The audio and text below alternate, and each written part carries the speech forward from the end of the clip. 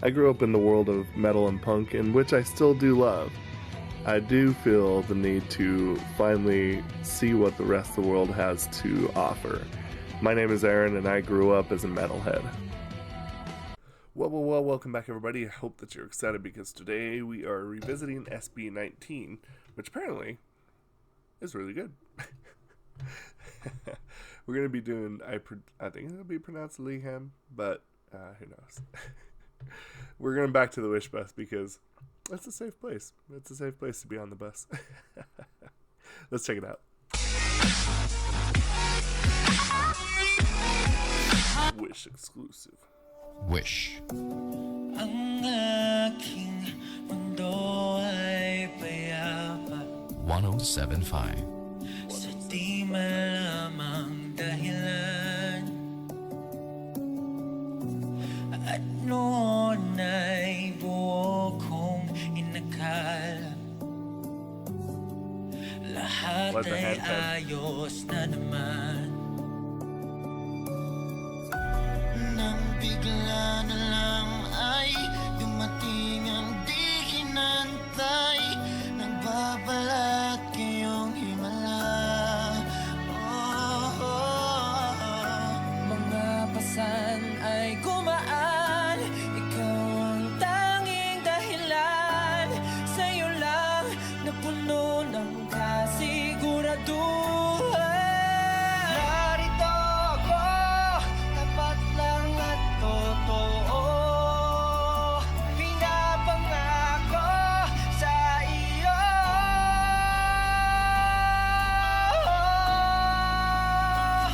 Ang aking liham sa pag-ibig ko, di hahayaan na mag-isa ka sa kahit na ano. Ikaw lang ang himpilan ng aking puso.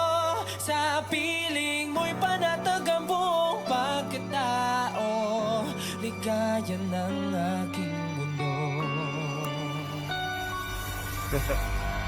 Okay, rami ng mga bagay na hindi natin maintindihan.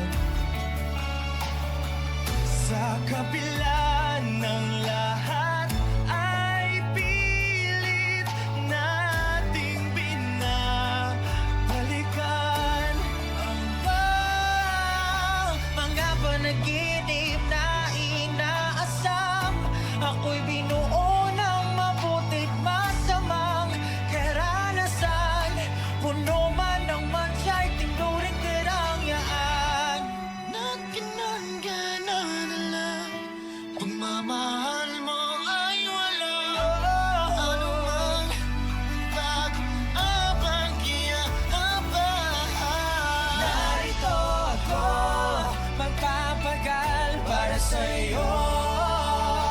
Handang isuko ang buo.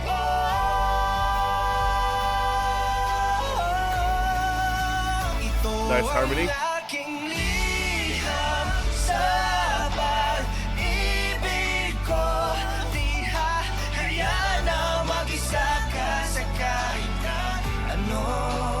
Ikaw lang ang himpilan ng aking puso. Sa piling mo'y panatag ang buong pagkatao, ligaya ng aking mundo.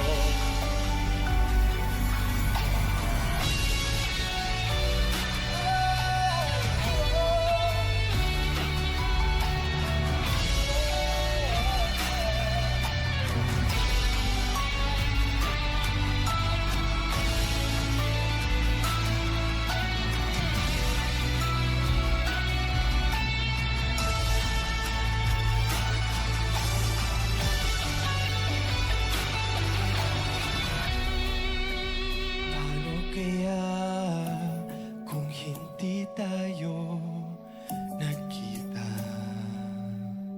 Wish exclusive on Wish 1075.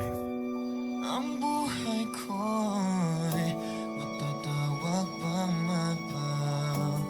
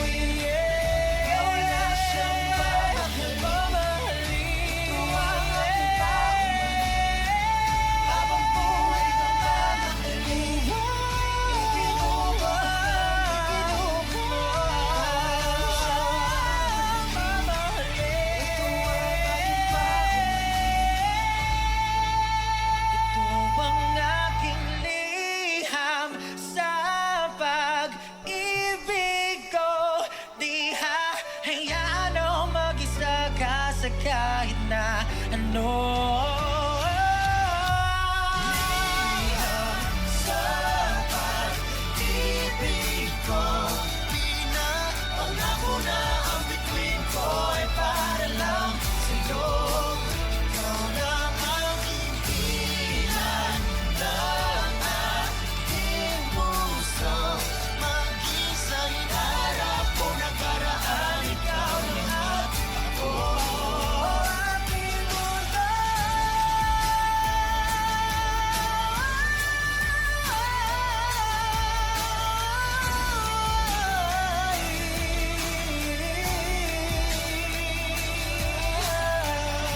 Ligaya ng aking mundo.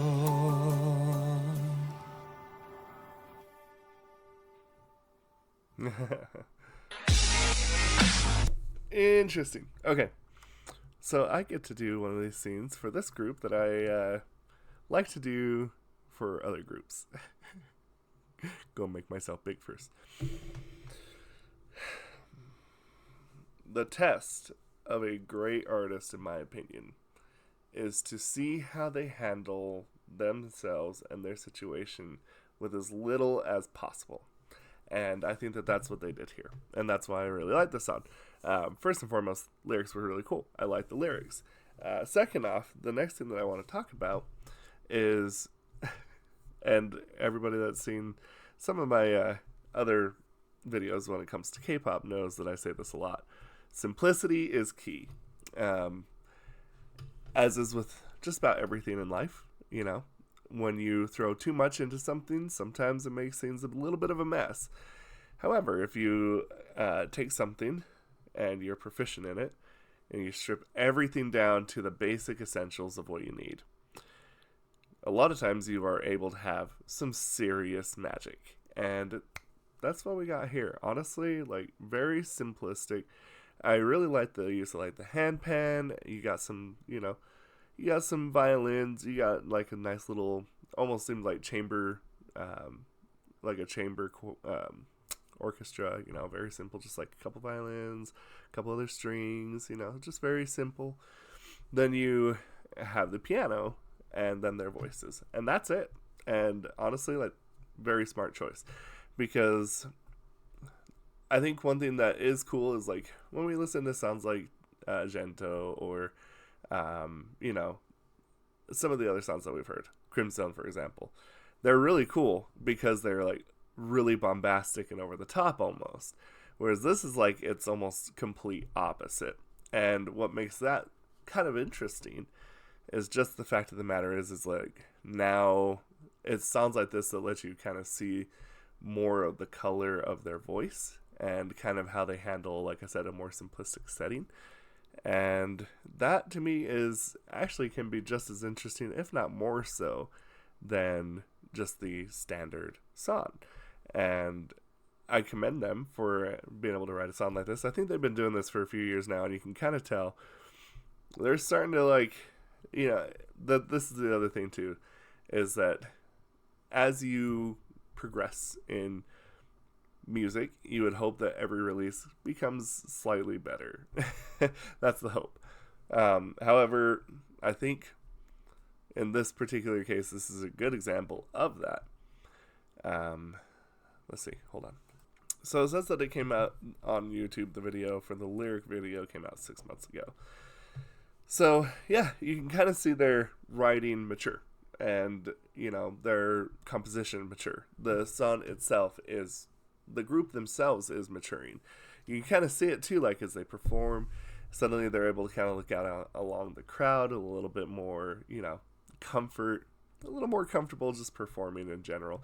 Not saying that they looked awkward or like they were having a hard time before, but this is getting to the point where this is not just like their job. This is not them just singing. This is second nature. And that is when you get into a whole new level of when you can start writing music. So I actually think that when we start getting some future stuff, that's going to get pretty crazy. So, but yeah, lyrically speaking, also really big highlight. I kind of liked it. It kind of feels like to me, kind of some of the stuff lyrically speaking that you would kind of see back in, like back in the day when movies used to have like a soundtrack song that kind of like was the point of having a soundtrack.